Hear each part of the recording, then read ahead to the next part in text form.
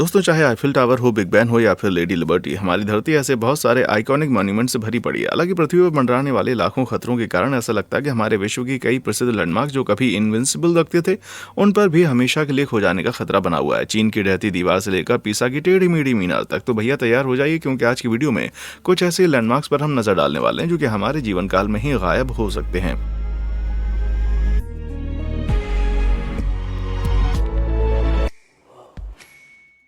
Eiffel tower.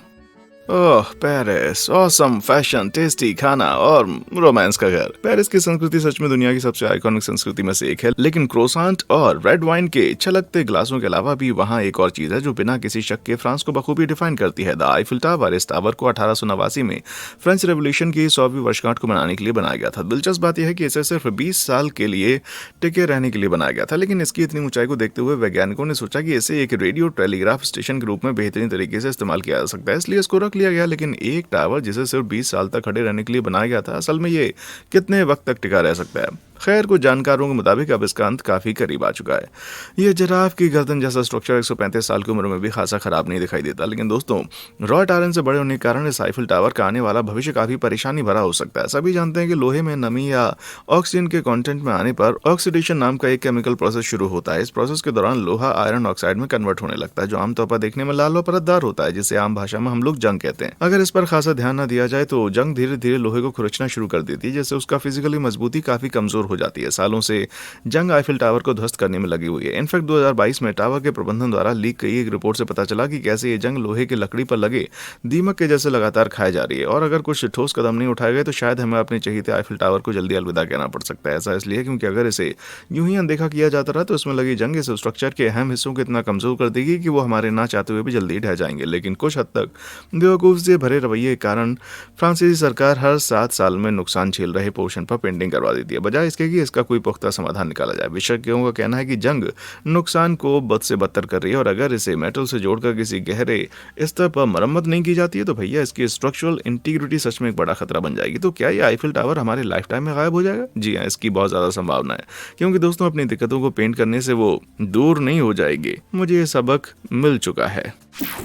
The great wall of China. 2241 साल पुरानी the great wall of China इतनी ज्यादा आइकॉनिक है कि इसे ऑफिशियली दुनिया के 7 अजूबों में से एक का दर्जा दिया गया। लेकिन इंस्टाग्राम स्नैप्स के लिए टूरिस्ट का फेवरेट स्पॉट बनने से बहुत पहले इसे असल में देश के हिंसक हमलावर जनजातियों से बचाने के लिए बनाया गया था। अजीब माना कि ये प्राचीन चीन की रक्षा करने वाले पुराने टाइम में काफी मजबूत रही होगी, लेकिन दोस्तों क्या अब वो सही समय आ चुका है कि ये मजबूती की कसौटी पर खरी उतरे?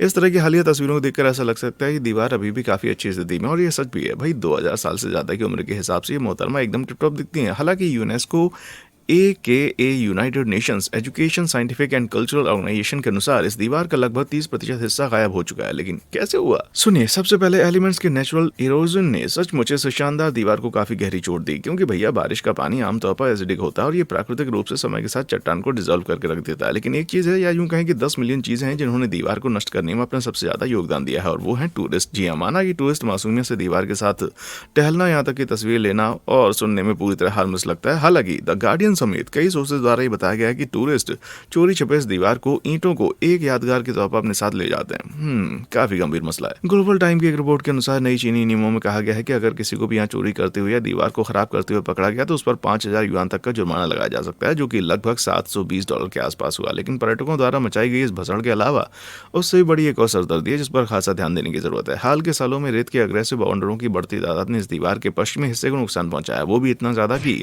चीन की आधिकारिक सरकारी समाचार एजेंसी के अनुसार ये दीवार लगातार गंदगी के टीले में तब्दील होती जाएगी, और ये विशाल विस्तार आने वाले 20 साल में पूरी तरह से खत्म हो सकता है। इसलिए जितनी जल्दी हो सके एक बार देखने जरूर जाएं। हाँ, बस ईंटें मत चुराना। ताजमहल। दोस्तों, भारत समृद्ध संस्कृति से भरा एक विशाल और शानदार देश है। चाहे खाना हो, फैशन हो, बाकी मनमोहक चीजें, यहाँ के हर एक विजिटर को लुभाने के लिए बहुत ज्यादा खास चीजें हैं। हालांकि जब लैंडमार्क्स की बात आती है तो एक बात है जिसकी सबसे निराली है, और वो है Taj Mahal. The great wall of China की तरह ये एक लिस्ट लैंडमार्क में वर्ल्ड क्लब के 7 अजूबों में एक अहम सदस्य के रूप में बना हुआ है, लेकिन वो सदस्यता शायद जल्द ही बीते वक्त की बात हो सकती है। ऐसा इसलिए दोस्तों क्योंकि आश्चर्यजनक रूप से इसे गिराने की योजना पर भारत सरकार के उच्चतम लेवल पर चर्चा की जा रही है। 1632 में बनाए गए 390 साल पुराने मकबरे को मुगल बादशाह शाहजहां ने अपनी पत्नी मुमताज महल को अमर बनाने के लिए बनाया था। लेकिन शुक्र हो कि इसके सामने के भव्य और चमकदार सफेद रंग के संगमरमर और नुकीले डोम्स का इस शानदार और दिलकश मकबरे ने जल्दी ही विश्व स्तर पर सबका ध्यान अपनी तरफ खींच लिया और ये सालाना लगभग 8 मिलियन टूरिस्ट को आकर्षित करता है। लेकिन यार ये सब भी शायद जल्दी बदलने वाला है। अनगिनत वाहनों की कतार, कोयले के जलने, धूल भरी आंधी और जंगल में लगातार बढ़ती आग के कारण आज भारत को दुनिया का तीसरा सबसे प्रदूषित देश कहा जाता है। इसके चलते एलजी के बढ़ते भंडार और कीड़ों के मल मूत्र के बेलगाम बिखराव के साथ कभी कभी मोती जैसा सफेद दिखने वाला ताजमहल धीरे धीरे हरे और पीले रंग के भद्दे रंगों में बदल रहा है बॉस। लेकिन फिर भी ऐसा लगता है कि इसकी जिम्मेदारी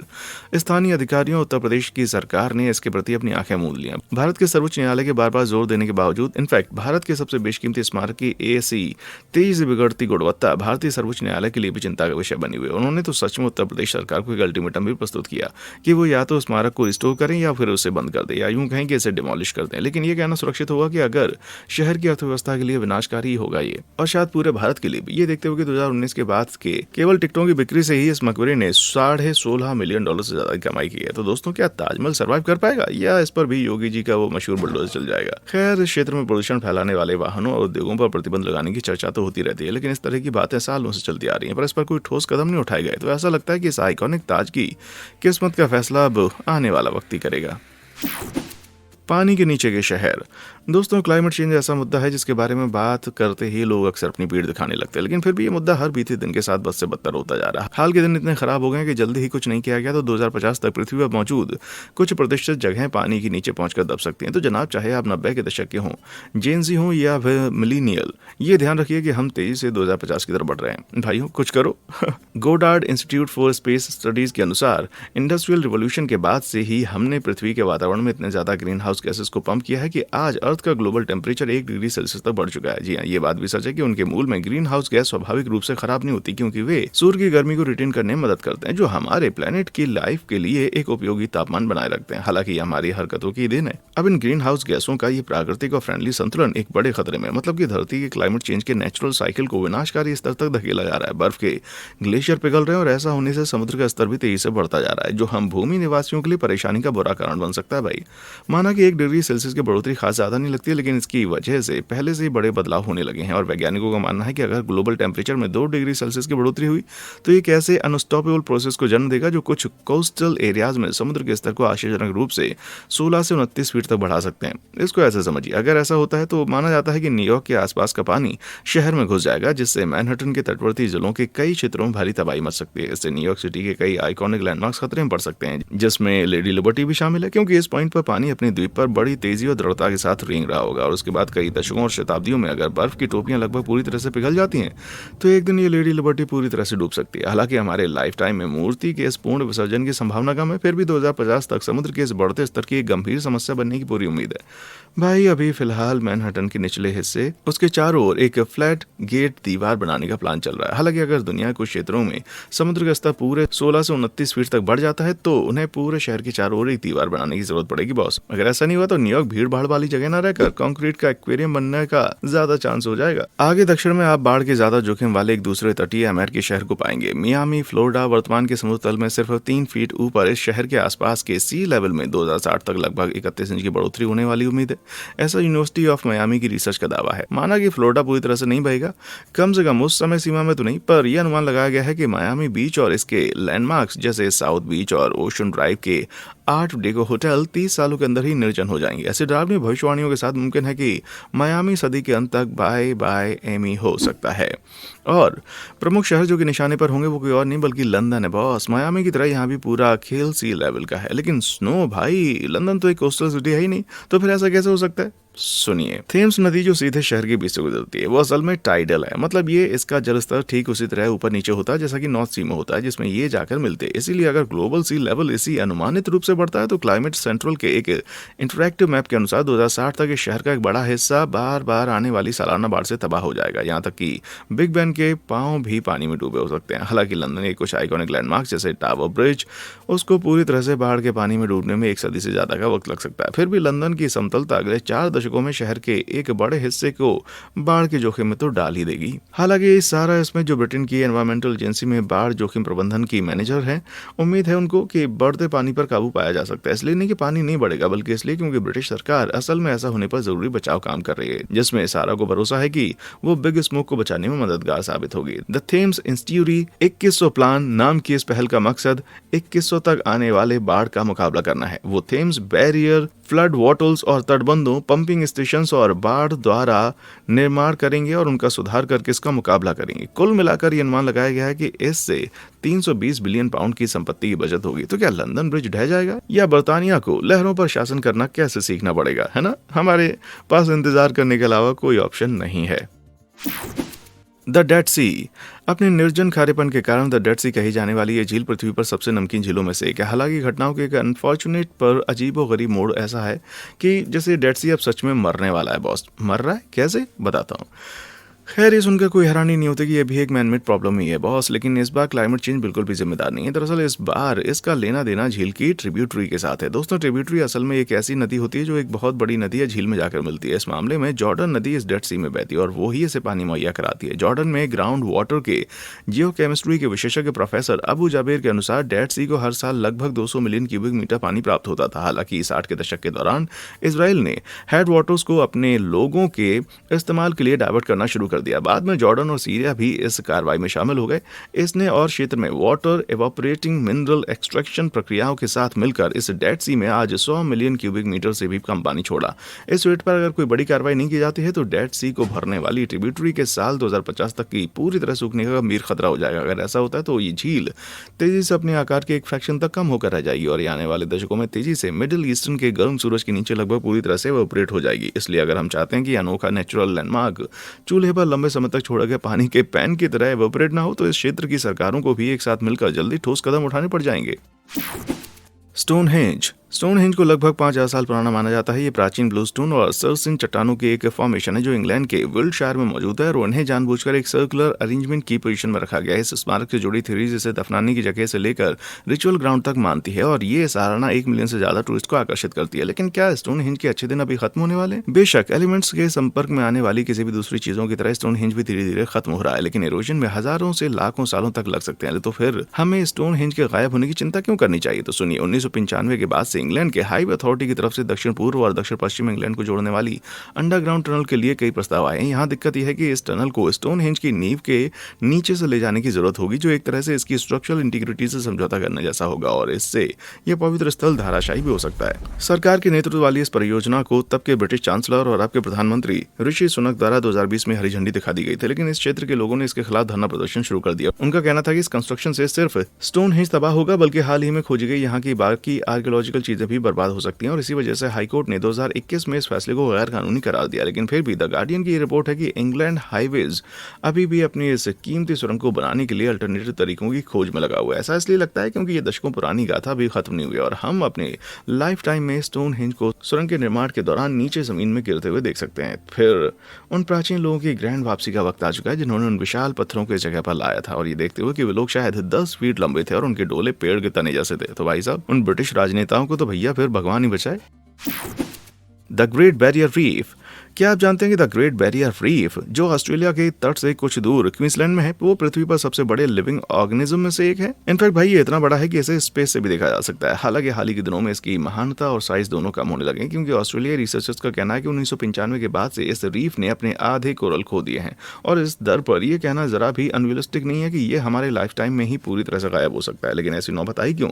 सुनिए, काफी हद तक समुद्री प्रदूषण के साथ इसके जिम्मेदार वो हमारे पुराने दोस्त हैं, क्लाइमेट चेंज। समझे? क्योंकि जैसे जैसे ग्रीन हाउस गैस बढ़ती है, हमारी पृथ्वी गर्म होती है। ना सिर्फ हमारे महासागर ज्यादा एसिडिक होते जाते हैं, बल्कि पानी में मौजूद कोरल्स भी खासा गर्म हो जाते हैं, जो उन्हें अपने टिश्यूज के अंदर रहने वाली एल्गी को बाहर निकालने के लिए मजबूर करता है। इससे कोरल्स पूरी तरह से सफेद हो जाते हैं। इस प्रोसेस को ब्लीचिंग कहा जाता है। माना कि ब्लीचिंग उनकी इंस्टेंट डेथ की वजह नहीं बनती, लेकिन ये उन्हें बीमारियों की चपेट में छोड़ देता है। उनकी ग्रोथ के साथ साथ ये उनकी रिप्रोडक्शन पर भी खासा बुरा असर डालता है, जिससे उनके मरने की संभावना बढ़ जाती है। जैसा मैंने आपको बताया कि हमने पहले भी ग्लोबल टेम्परेचर को 1 डिग्री तक बढ़ा दिया है और अगर ये 2 डिग्री तक पहुंच जाता है तो क्लाइमेट चेंज के विशेषज्ञ कार्बन ब्रीफ का कहना है कि 2050 तक पृथ्वी के 98% कोरल रीफ्स के ब्लीचिंग तक पहुंचने का खतरा हो जाएगा। Centre of excellence for coral reef studies के रिसर्चर्स ने चेतावनी दी है कि हमें ग्रीन हाउस गैस उत्सर्जन में कमी लानी चाहिए। अगर हम ऐसा कर पाते हैं तो प्रदूषण को कम करते हुए ग्लोबल टेम्परेचर की बढ़ोतरी को धीमा कर पाएंगे और कोरल्स को तबाह करने वाली मछलियों की मात्रा को भी कम कर देंगे। तो ये पक्की बात है कि कोरल्स फिर से स्वस्थ हो सकते हैं। हालांकि इसमें दशकों लग सकते हैं। किसी भी तरह से ये अनुमान लगाया गया कि अगले 10 सालों में कोई कार्रवाई नहीं की गई तो फिर इसकी तबाही को कोई रोक नहीं पाएगा। बेचारा Great Barrier Reef late Barrier Reef बनकर रह जाएगा भाई। द स्फिंक्स दोस्तों, लगभग 4500 साल पहले बनाया गया मिस्र के गीजा का स्फिंक्स निश्चित रूप से समय की कसौटी पर खरा उतरा है बॉस। और ये प्राचीन मिस्र के सभी अवशेषों में सबसे आइकॉनिक लैंडमार्क्स में से एक है। लेकिन हाँ, इसका ये मतलब बिल्कुल भी नहीं है कि एलिमेंट्स के कॉन्टेक्ट से इसको कोई दिक्कत नहीं हुई है। इनफैक्ट इन साहब ने तो नाक में दम कर दिया है। कौन से सोर्स सही है इस पर निर्भर करते हुए कहते हैं कि इसे 1798 में एक फ्रांसीसी सैन्य युद्ध के दौरान तोड़ा गया था। 15वीं शताब्दी में मूर्तियों की पूजा के विरोध में मोहम्मद सईम अल दहर नाम के एक सूफी मुस्लिम द्वारा इसको तबाह कर दिया गया। लेकिन सदियों से इरोजन का डटकर सामना कर रहे क्या ये स्फिंक्स अभी भी हमारे जीवन काल में गायब हो सकते हैं? सुनिए, खतरनाक मौसम के लगातार बार के साथ ऐसा होना बिल्कुल संभव है, जबकि मिस्र में रियरली बारिश होती है। पर मौसम विज्ञानी जिम एंड्रयूज भी कहते हैं कि कभी कभार यहाँ मूसलाधार बारिश होती है जो स्वाभाविक रूप से पोरस चट्टानों जैसे लाइमस्टोन जिससे स्फिंक्स बना हुआ है उसको मिटा देता है। इतना ही नहीं, बल्कि जिम के अनुसार लैंडमार्क के नीचे नमक से भरा ग्राउंड वाटर इन पोरस चट्टानों में घुस जाता है जिससे स्ट्रक्चर और भी कमजोर हो जाता है। इसके अलावा तेज हवाएं और सैंड ब्लास्टिंग धीरे धीरे लेकिन निश्चित रूप से इस बिल्ली जैसे बड़े स्ट्रक्चर को लगातार कुतर रहे हैं। माना कि ये मजबूती से खड़ा हुआ, लेकिन ये मुमकिन है कि ये फैक्टर्स आखिरकार फिर इसके ढहने का कारण बनेंगे। और अगर ये सब स्फिंक्स के अंदर होता है तो ये स्ट्रक्चर जल्दी ढह सकता है। लेकिन ये भी सच है कि इसकी किस्मत खासी बुरी होगी अगर अगले कुछ दशकों में इसे ट्रिगर करने के लिए इन फैक्टर्स का कॉम्बो एक साथ इस पर टूट पड़े। इसलिए मुझे लगता है कि स्फिंक्स हमारे जीवन काल में ही गायब हो सकते हैं। इसके चांस कम हैं। हालांकि ये संभव नहीं है, पर इस फैक्ट से थोड़ा सुकून मिलता है कि बिल्लियों के पास वैसे भी 9 जिंदगियां होती हैं भाई, है ना। पीसा की झुकी हुई मीनार प्राचीन रोमन खंडरों से लेकर सिस्टिन चैपल तक इटली आइकॉनिक लैंडमार्क से भरा पड़ा है। लेकिन इंस्टाग्राम पर सबसे ज्यादा लाइक्स दिलाने वाले पीसा के लीनिंग टावर से अनोखा कुछ भी नहीं है बॉस। 1171 में बनवाया गया टावर असल में पीसा के कैथेड्रल स्क्वायर के एक हिस्से के रूप में फ्री स्टैंडिंग बेल टावर है। लेकिन मजे की बात यह है कि असल में इसे ऐसा आइकॉनिक लीन देना कोई इरादा नहीं रखता था। तो जनाब फिर ये ऐसे लीन कैसे हुआ और इसमें कोई जरूरी सवाल क्या है बताता हूँ।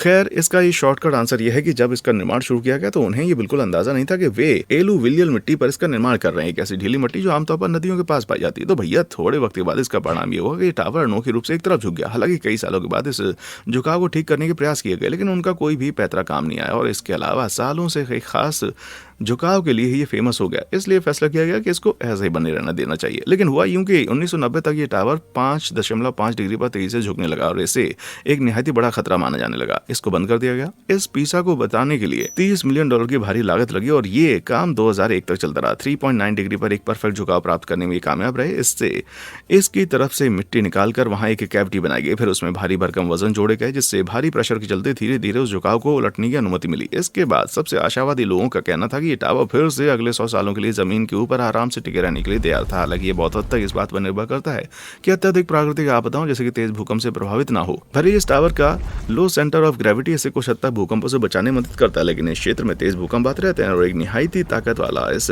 टावर को आराम से मिट्टी में मिला सकता है। और ये बात भी सच है कि अगर पीसा को बहाल नहीं किया गया तो भाई साहब 90 के दशक में ही आखिरी दिन गिनने की बारी आ जाती। इसलिए मैं तो इतना ही कहूंगा कि इस लीनर को जो एक्स्ट्रा टाइम मिला है उसे उसमें खुशी होनी चाहिए। किलिमंजारो 19,340 फीट की ऊंचाई पर तंजानिया में स्थित किलिमंजारो पर्वत पूरे अफ्रीका में सबसे ऊंचा पर्वत है। किलिमंजारो पूरी तरह से बर्फ और ग्लेशियर से ढका हुआ है। उन ऊंचाइयों पर वायुमंडलीय दबाव कम होने के कारण जिसके परिणाम स्वरूप वहां तापमान काफी कम होता है। लेकिन कहा जाता है कि वो विशाल ग्लेशियर्स जो कभी किलिमंजारो के टॉप को ढके हुए थे अब तेजी से गायब हो रहे हैं। वो भी इतनी तेजी से कि 1912 और 2006 के बीच किलिमंजारो की बर्फ की चादर आश्चर्यजनक रूप से 85% तक सिकुड़ गई। जैसा कि आप शायद अभी तक समझ चुके होंगे, ये सब बस क्लाइमेट चेंज क्या ही किया रहा है। जैसा मैंने आपको बताया कि इंडस्ट्रियल रिवॉल्यूशन के बाद से ग्रीन हाउस गैसों की बढ़ोतरी ने पृथ्वी के तापमान को लगभग 1 डिग्री सेल्सियस बढ़ा दिया। तापमान की बढ़ोतरी किलिमंजारो की ग्लेशियर बर्फ के पिघलने और एवोपरेशन दोनों का कारण बनी। हालांकि उस तरह से नहीं जैसा आप उम्मीद कर रहे हैं, जबकि पहाड़ पर कुछ परिवर्तन सीधे तौर पर बढ़ी हुई गर्मी से हुए।